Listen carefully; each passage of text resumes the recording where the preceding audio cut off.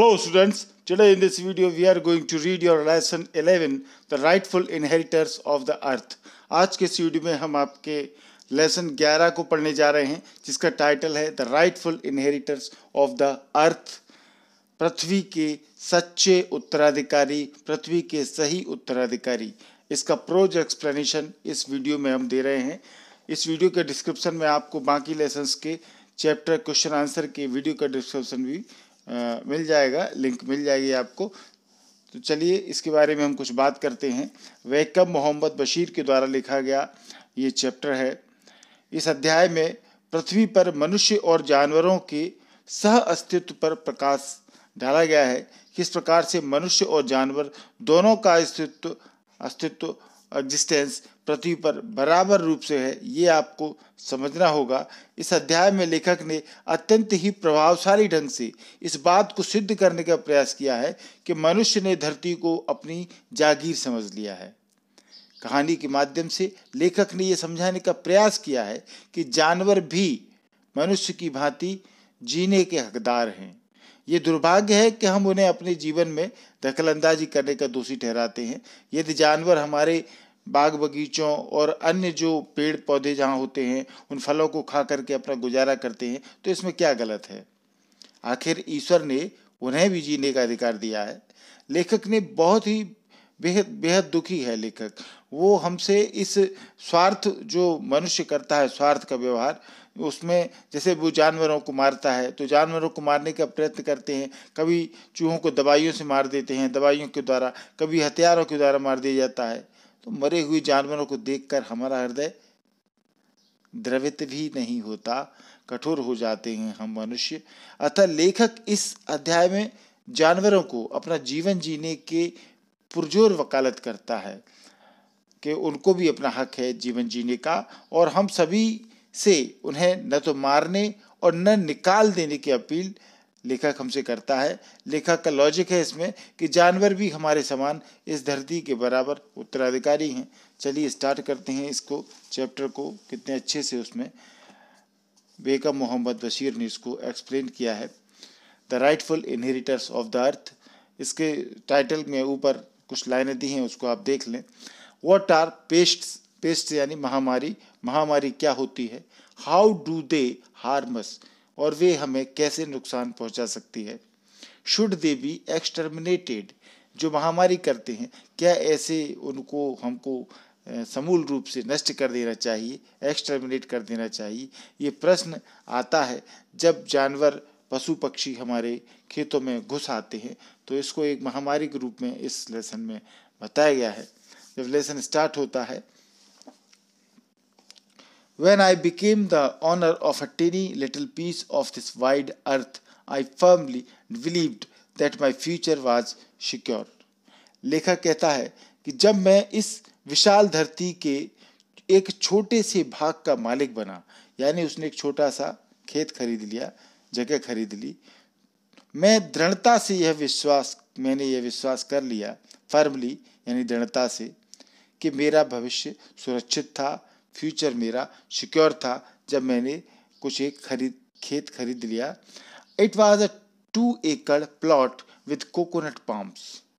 यह एक 2 एकड़ का भूभाग था जिसमें कोकोनट पाम्स, नारियल के वृक्ष लगे हुए थे। And an old house that could be renovated, और एक पुराना मकान था जिसका रेनोवेशन मतलब जिसको नवीनीकरण किया जा सकता था, टूटा फूटा था, उसको नया बनाया जा सकता था। इसलिए लेखक खुद को भविष्य को सिक्योर मानता है, क्योंकि मनुष्य की ये चाहत होती है कि थोड़ी बहुत खेती उसके पास हो और एक घर हो तो वो सिक्योर हो जाती है उसकी लाइफ।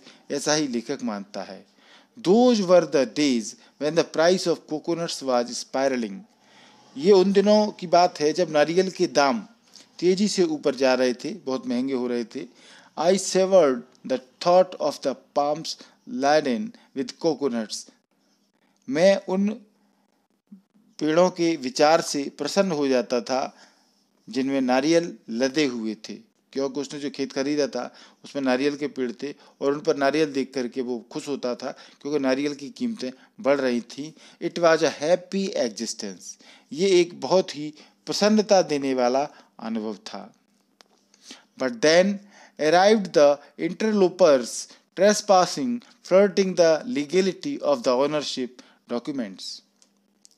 परंतु फिर उस खेत में आ पहुंचे अवैध प्रवेश करने वाले इंटरलोपर्स, जिनको बोलते हैं, अनाधिकार घुसने वाले, अनाधिकार रूप से बिना परमिशन घुसने वाले, ट्रेसपासिंग, और floating the legality of the ownership documents, या कागजातों, जो सरकारी कागज होते हैं, उनसे कोई मालिक बन जाता है, जैसे खेत का मालिक बन जाता है, तो उस हक का उल्लंघन करने वाले, अनाधिकृत रूप से घुसने वाले, अवैध प्रवेश करने वाले लोग घुस बैठे। Violating the fence at the boundary, सीमा रेखा पर मौजूद बाड़ का उल्लंघन करके, बाउंड्री का उल्लंघन करके, वायलेट करके वो घुस बैठे। Defying the sentry my dog शान, मेरे चौकीदार, जो मेरा कुत्ता था जिसका नाम था शान, उसकी भी उन्होंने चिंता नहीं की, उसकी भी अवज्ञा करते हुए, they did not seem to care for anyone in the world, not even the government, वे दुनिया में किसी की फिक्र करके प्रतीत नहीं होते थे, जहाँ तक कि सरकार की भी नहीं। जो घुस बैठे थे मेरे खेत में, उनको न मेरे कुत्ते की चिंता थी न सरकार की चिंता थी, वे तो अनाधिकार रूप से मेरे खेतों में घुस बैठे थे। The first arrivals were birds and butterflies. अब आपको पता है कौन था उसके खेतों में घुसने वाला? सबसे पहले आने वालों में थे पक्षी और तितलियां, बर्ड्स एंड बटरफ्लाइज। आप देख सकते हैं किस प्रकार से पशु पक्षियों का वर्णन इसमें किया गया है अच्छे से। तो पहले जो उसके खेत में आए वो थे बर्ड्स एंड बटरफ्लाइज, पक्षी और तितलियां। A wide variety of birds, भिन्न भिन्न प्रकार के पक्षी, अनेकों प्रकार के पक्षी, and so many many butterflies, और कई कई प्रकार की तितलियां, perched on the boles of the trees and plants, पेड़ों, वृक्षों और पौधों की डालियों पर बैठी हुई थी। द बर्ड्स चिर्प्ड, पक्षी चहचहाते थे। The butterflies fluttered around in the courtyard, और तितलियां आंगन में पंख फड़फड़ाती उड़ती। कोर्टयार्ड यानी आंगन, फ्लटर्ड माने उड़ना, तो फड़फड़ाती हुई उड़ रही थी तितलियां। Flashing their colours in the sunlight, और सूर्य की रोशनी में अपने रंगों की चमक बिखेरती थी। We could not shoo off the chirping birds and the butterflies, हम उन चहचहाती चिड़ियां और तितलियों को शू ऑफ, दुत्कार करके नहीं भगा सकते थे। आदमी की आदत होती है पशु पक्षियों को देख करके वो शी शी शी करके उनको भगा देता है, तो हम ये नहीं कर सकते थे। But then came the crows, परंतु फिर आए कौवे, crows. There raucous cawing was more insufferable than the racket of other birds.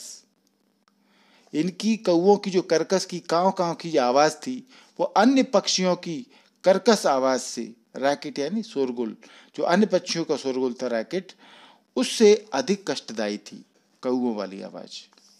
Besides they swooped down on the chicks, और इसके अलावा वे चूजों पर झपटते थे, जो मुर्गियों के चूजे थे उनको खा जाते थे। They were followed by the hawks that perched on the coconut palms with the same intent. और उनके बाद, कौओं के बाद आए बाज, हॉक्स, जो उसी उद्देश्य से, उसी इंटेंट से नारियल के वृक्षों पर बैठे रहते। They kept watch and waited, वे नजर रखते और इंतजार करते, क्योंकि बाजों की आदत होती थी कि बड़ी सतर्कता से अपना शिकार भी करते हैं और सतर्कता से ही काम करते हैं। Soon there were mangoes in a bamboo thicket, और जल्दी ही वहां बांस के झुरमुट में नेवले आ गए। मंगूज यानी नेवले, बम्बू थिकेट, बांस की झाड़ियां थी, वहां से नेवले भी आ गए खेतों में। And foxes in the shrubbery patch near it ready to pounce on the hands, और पास की झाड़ीनुमा जो भाग थे, श्रवरी पैच, झाड़ियां लगी हुई थी, वहां पर लोमड़ियां आ गई वहां से, और मुर्गियों पर झपटने के लिए तैयार थीं, ready to pounce on the hands. यानी इतने सारे जानवर उसके खेतों में आ गए थे। तो इसका वर्णन कर रहा है कि वो किस प्रकार से उसके खेतों में सब जानवर आते जा रहे थे। Even as I wondered what right these creatures had to be on my land, there emerged a fierce creature without hands or legs or wings, a cobra. तब भी जब मैं आश्चर्य करता कि इन जीवों का मेरी जमीन पर क्या हक है, ये जो क्रीचर्स आ गए हैं इनके क्या राइट है, क्या हक है मेरी जमीन पर। और फिर वहां इमर्ज हो गया, निकल आया, सामने आया एक खतरनाक जीव, a fierce creature without hands और लेग्स और विंग्स, जिसके ना हाथ थे, ना पैर थे, ना पंख थे, और वो था cobra. It stood before me, ये मेरे सामने खड़ा हो गया, डिग्निफाइड, शानदार, मैजेस्टिक, अद्भुत, it's hood spread out as if asking me what business I had on this patch. और वो सांप अपना फन फैला के मेरे सामने खड़ा हो गया, मानो मुझसे पूछ रहा था कि भैया तुम्हारा इस खेत में क्या काम था। यानी मेरा खेत, मुझसे ही वो पूछ रहा था फन फैला के कि मेरा इस खेत में क्या काम। I said, you had better leave my 2 acre land immediately. मैंने उससे कहा, सांप से, बेहतर होगा तुम मेरी 2 एकड़ की जमीन छोड़कर चले जाओ, इमीडिएटली, तत्काल। But then where could it go, परंतु तब वो कहां जा सकता था। Where could it go, hadn't almost the whole of this earth been bought by man bit by bit, क्या लगभग पूरी धरती इंसान द्वारा नहीं खरीद ली गई है, कब्जा नहीं कर लिया। पूरी जमीन पर तो कब्जा कर लिया मनुष्य ने, थोड़ा थोड़ा करके, बिट बाई बिट, थोड़ा थोड़ा करके खेत खरीद लिए, खलिहान खरीद लिए, जंगल काट दिए, सब जगह कब्जा कर लिया। माई वाइफ सेड, मेरी पत्नी ने कहा, the jackfruit has ripened. Jackfruit यानी कटहल जिसको बोलते हैं, आपने देखा होगा पिक्चर में भी हमने कटहल का दिया हुआ है। तो कटहल, जैक फ्रूट पक चुके हैं, मेरी पत्नी ने कहा। But squirrels and crows are feasting on it. परंतु स्क्विरल्स, गिलहरियां और कौवे उस पर फीस्ट कर रहे हैं, दावत उड़ा रहे हैं, खा रहे हैं उसको। Birds and bats are eating up all the guavas. पक्षी और चमगादड़ सारे अमरूद, गुआ जो होते हैं, गुआ, अमरूद, sapotas and graft mangoes. Graft mango यानी जो कच्चा आम होता है, कैरी जिसको कहते हैं, उसको वो खा रहे हैं, कैरियों को, ये सारे जानवर। पत्नी ने ये बात कही। But that's the beauty of it, I remarked. तो मैंने टिप्पणी की, लेखक कहता है कि यही तो सुंदरता है, that's the beauty of it. God Almighty, who holds the universe together without a single prop, has created a variety of things for his creatures: fruit, edible roots, grass, grain, flowers, water, air, warmth and light. जो God almighty है, सर्वशक्तिमान ईश्वर, जो कि पूरे ब्रह्मांड को एक साथ धारण करता है, ए सिंगल प्रॉप, बिना किसी सहारे के धारण करता है अपने जीवनों के लिए, जिसने इतनी भांति भांति की चीजें बनाई हैं। इस दुनिया पर ईश्वर ने जो भांति भांति की variety of things for his creatures, उसने प्राणी बनाए हैं भिन्न भिन्न प्रकार के, उसने फूल बनाए हैं, खाने वाली चीजें, जड़ें, रूट्स बनाई हैं, एडिबल रूट्स जो खा सकते हैं जिनको, घास, अनाज, फूल, जल, हवा, गर्मी और प्रकाश, सब कुछ तो बनाया है। Don't you think we should remind ourselves always that birds, beast and insects too are entitled to the produce of the earth. वो पत्नी को कहते हैं लेखक, क्या तुम नहीं सोचती कि हमें हमेशा पक्षियों के बारे में जरूर याद दिलाया जाना चाहिए, और पशु तथा कीट पतंगों के बारे में भी, कि वे भी पृथ्वी के जो उत्पाद हैं जो धरती पर उगते हैं पेड़ पौधों पर, उन सब पर इंटाइटल रखते हैं, सब पर हक रखते हैं। उन पशु पक्षियों कीटों जानवरों सबका हक है इस पृथ्वी की हर चीज पर, यह समझाने की कोशिश लेखक ने पत्नी को की। Almighty God, how unfortunate it is that rats have to be killed so that we can live. सर्वशक्तिमान ईश्वर कितना दुर्भाग्यशाली है, वो कहता है लेखक, कितना दुर्भाग्यशाली है ईश्वर कि चूहों को मारा जाना होगा ताकि हम जी सकें। Rats have to be killed so that we can live. Can human beings not survive without destroying other creatures of the earth? क्या मनुष्यों के लिए पृथ्वी के अन्य जीवों को नष्ट किए बिना जीना संभव नहीं है? What we need is a scientific method. हमें जो चाहिए वो है कोई वैज्ञानिक तरीका, एक साइंटिफिक मेथड, ए नोवल आइडिया, एक नया विचार that will make it possible for us to live without killing any creatures, जो कि अन्य जीवों की हत्या किए बिना हमारा जीवन संभव बना सके। ऐसा कोई तरीका हमको ढूंढना होगा। ओ क्रिएटर ऑफ रैट्स, हे चूहों की रचना करने वाले, चूहों को बनाने वाले भगवान, बियर विद अस, हमें सहन करो। They are going to be exterminated, चूहों का समूल नाश होने वाला है। थ्रू ट्रेसरीज, बड़े धोखे के साथ में, प्लानिंग के साथ में, विश्वासघात के साथ में। The issue is the loss of 900 coconuts every month, क्योंकि मामला ये था कि हर माह, हर महीने 900 नारियलों का नुकसान हो रहा था।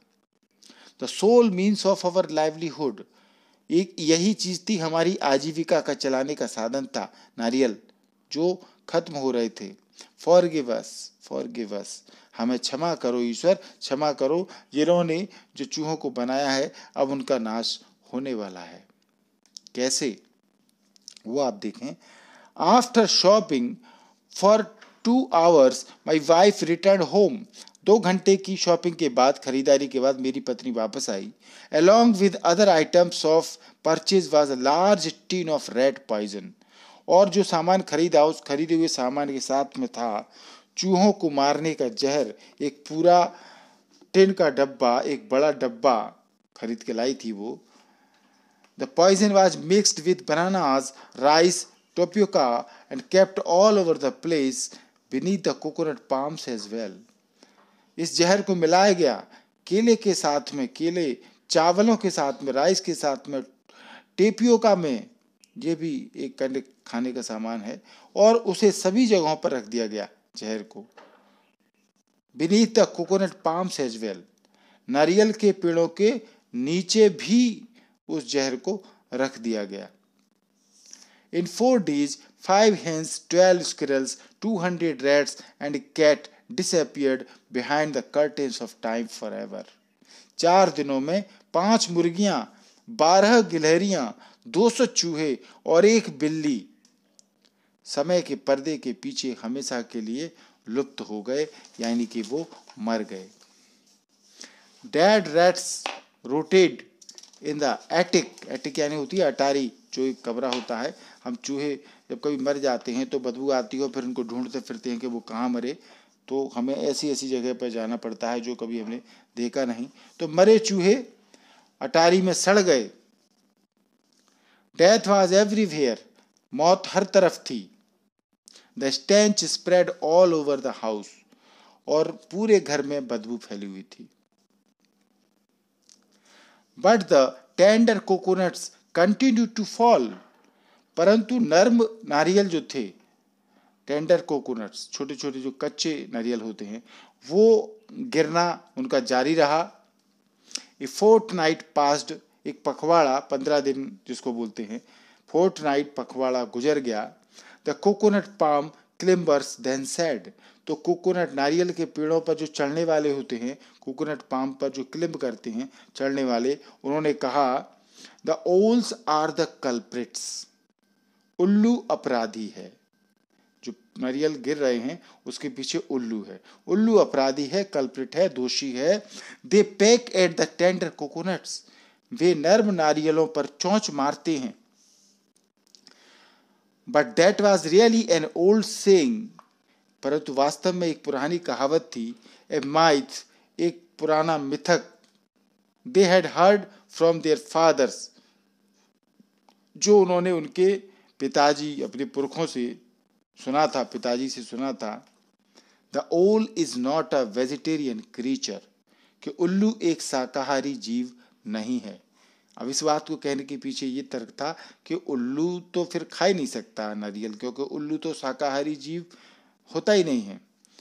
परंतु उन्होंने कहा था, after a couple of months the real culprits were discovered, the bats, कुछ महीनों बाद असली अपराधियों का पता लगा, चमगादड़ थे, बैट्स, जो नारियल खा रहे थे। आफ्टर डस्क, डस्क यानी गोधूल का समय होता है, शाम का समय, तो गोधूल के बाद huge bats come in swarms and cling to the tender coconuts, गोधूल के बाद विशाल चमगादड़ झुंडों में आते, स्वार्म्स यानी झुंड, और नर्म नारियलों पर लटक जाते, चिपक जाते उनसे, cling. They know into the tender flash, वे नर्म नारियल को चबाते, कुतरते, नो, GNAW, नो इसका प्रोनाउंसिएशन है, कुतरना, वे नर्म नारियल को कुतरते, and have their fill of coconut water, और नारियल का पानी पीते वो अपना उसका। After eating the kernels they fly away gratified, और ईटिंग द कर्नेल्स, कर्नेल्स माने गुठली, जो आम की उसकी गुठली है नारियल की, उस गुठली को खाने के बाद में, गूदा को, जो नारियल का गूदा होता है उसको खाने के बाद वे उड़ जाते, बिल्कुल ग्रेटिफाइड होकर के, संतुष्ट होकर के, यानी उनका जब पेट भर जाता तब वे उड़ जाते थे। Let's buy a gun said my wife, मेरी पत्नी ने कहा, चलो अब एक बंदूक खरीदें। We can shoot bats, foxes and polecats with it, हम बंदूक से, गोली से चमगादड़ों को, लोमड़ियों को और छोटे जंगली जो बिल्लियां होती हैं उनको गोली से मार सकते हैं। तो लेखक ने कहा, not me, I shall not be a party to that, मैं नहीं, मैं इसमें नहीं शामिल होने वाला। The gun is a symbol of cruelty, बंदूक क्रूरता का प्रतीक है। It is the child of sin, ये पाप की संतान है। Man should never have invented it, लेखक कहता है, आदमी को इस बंदूक का आविष्कार कभी नहीं करना चाहिए था। My wife's cousin turned up one day with an expensive, grim-looking gun and said, within a 10-mile circumference, nearly 3,000 coconuts are being destroyed every day. मेरी पत्नी का जो कजिन था, चचेरा भाई, एक दिन एक महंगी, गंभीर दिखती चमकीली बंदूक के साथ आया और बोला कि 10 मील के घेरे में, with in A 10 meal circumference, 10 मील के घेरे में, परिधि में, nearly 3,000 coconuts are being destroyed every day, हर दिन लगभग 3,000 नारियल नष्ट हो रहे हैं। There is no point in shooting the bats at this spot, इस जगह पर चमगादड़ों को गोली मारने का कोई औचित्य नहीं है। On a little isolate nearby stands an old temple, पास में एक आइसोलेट है, छोटा सा द्वीप है, वहाँ एक पुराना मंदिर है, ओल्ड टेम्पल है। Next to it grow a pair of banyan trees, और उसके पास में, मंदिर के पास में 2 बरगद के पेड़ हैं, 2 बटवृक्ष हैं। You can see at least 3,000 bats hanging on the 2 trees, आप वहाँ पर ये 3,000 चमगादड़ों को, लगभग कम से कम 3,000 चमगादड़ों को लटकते हुए देख सकते हैं। I will finish them of, मैं उन सब को खत्म कर दूंगा, फिनिश कर दूंगा, ऐसा पत्नी के चचेरे भाई ने कहा। If not in 1 day, in 2 or 3 days, यदि एक दिन में नहीं तो 2 दिन में, नहीं तो 3 दिन में खत्म कर दूंगा। Don't you want to witness the glorious sight of 3,000 bats being slaughtered, लेखक से भतीजे ने कहा, क्या तुम ऐसे शानदार दृश्य नहीं देखना चाहते जब 3,000 चमगादड़ों की हत्या की जा रही होगी। स्लॉटर्ड मानी हत्या की जाना, कत्ल किया जाना। I prayed fervently, O bats save yourself, मैंने पूरी शिद्दत से प्रार्थना की ईश्वर से, और कि हे चमगादड़ों, बचाओ खुद को, O bat save yourself, बचाओ चमगादड़ो, खुद को बचाओ, मैंने प्रार्थना की। It was astonishing, a miracle, the bats were saved. और यह आश्चर्यजनक था, एक चमत्कार था, चमगादड़ बच गए। My wife and cousin return shamefaced, terrified, deflated, agitatedly. My wife said, we just manage to escape by the skin of our teeth. मेरी पत्नी और उसका चचेरा भाई शेम फेस्ड, शर्म से भरे चेहरों के साथ में वापस लौटे। डिफीटेड, हिम्मत पस्त होकर के, पराजित होकर के, एजिटेडली, बिल्कुल अत्यधिक परेशान, चिंताग्रस्त होकर के मेरी पत्नी ने कहा, we just manage to escape by the skin of our teeth. हम बड़ी मुश्किल से जान बचाकर आए हैं। There are some houses around the temple. मंदिर के चारों ओर कुछ घर थे। In a split second, about 100 people armed with lethal weapons surrounded us. एक सेकंड से भी कम समय में lethal weapons, खतरनाक हथियारों से लैस लगभग 100 लोगों ने हमें घेर लिया। Surrounded. They threatened to kill us. उन्होंने हमें धमकाया कि वे हमें मार डालेंगे। If we shoot at the bats, यदि हम चमगादड़ों पर गोली चलाते हैं तो वे लोगों ने कहा कि हमको मार डालेंगे। Do you know why? पत्नी ने कहा लेखक से, तुम जानते हो क्यों कहा उन्होंने ऐसा? They believe that bats are the souls of our ancestors. क्योंकि वे यह विश्वास करते हैं कि चमगादड़ उनके पूर्वजों की आत्माएं हैं। एंसेस्टर्स माने पूर्वज, उनके पूर्वजों की आत्माएं हैं। I took a decision then. फिर लेखक कहते हैं कि मैंने तब एक डिसीजन लिया, निर्णय लिया। In no uncertain terms, बिना किसी अनिश्चितता के मैंने कहा, I said, bats are not the souls of our ancestors. चमगादड़ हमारे पूर्वजों की आत्माएं नहीं हैं, but they are one among God's many creations. मगर वे भी ईश्वर द्वारा निर्मित जीवों में से एक हैं। Let coconuts be destroyed. नारियलों को नष्ट होने दो। That doesn't matter. इससे कुछ नहीं होता, कोई फर्क नहीं पड़ता। Let us be satisfied with what we get after they have taken their share. कितनी महत्वपूर्ण बात कही लेखक ने। हमें उसी से संतुष्ट रहना है जो हमें तब मिलता है जब वे अपना हिस्सा ले चुके होते हैं। यानी जब पशु पक्षी जो भी हैं वो अपना शेयर ले जाएंगे, तब हमें अपना हिस्सा जो बचेगा वो हिस्सा हम ले लेंगे, अपना शेयर ले लेंगे। They certainly have a right to the coconuts. नारियलों पर certainly, निश्चित तौर पर उनका एक हक है, उनका भी राइट है। They too are part of Almighty's creation. वे भी उस सर्वशक्तिमान ईश्वर की रचना हैं, क्रिएशंस हैं। As are the palms, जैसे कि नारियल। Remember the ancient right that God bequeathed at the auspicious moment of the creation. याद करो वो प्राचीन अधिकार जो ईश्वर ने रचना करने के उस शुभ अवसर पर प्रदान किया था सभी जीवों को। All living beings are the rightful inheritors of the earth. ईश्वर ने यह अधिकार दिया था, सभी जीव पृथ्वी के सही तरीके से, न्यायिक तरीके से, आधिकारिक तरीके से इनहेरिटर्स हैं, उत्तराधिकारी हैं। सभी जीवों का पृथ्वी पर हक है। तो वेकम मोहम्मद बशीर के द्वारा लिखा गया ये लेसन था, आपको समझ में आया होगा। थैंक यू पूरा वीडियो देखने के लिए। जल्दी ही आपको इसके क्वेश्चन आंसर का वीडियो मिलेगा। एमपी इंग्लिश क्लासेस को आपने अभी तक सब्सक्राइब नहीं किया है तो इस चैनल को सब्सक्राइब जरूर करें। चैनल सब्सक्राइब करने के लिए आपके मोबाइल में वीडियो के नीचे लाल कलर से सब्सक्राइब लिखा हुआ दिख रहा होगा, इसको आप टच करेंगे तो टच करते ही व्हाइट कलर में बदल जाएगा। बगल में बेल आइकॉन है, इसको दबाना न भूलें।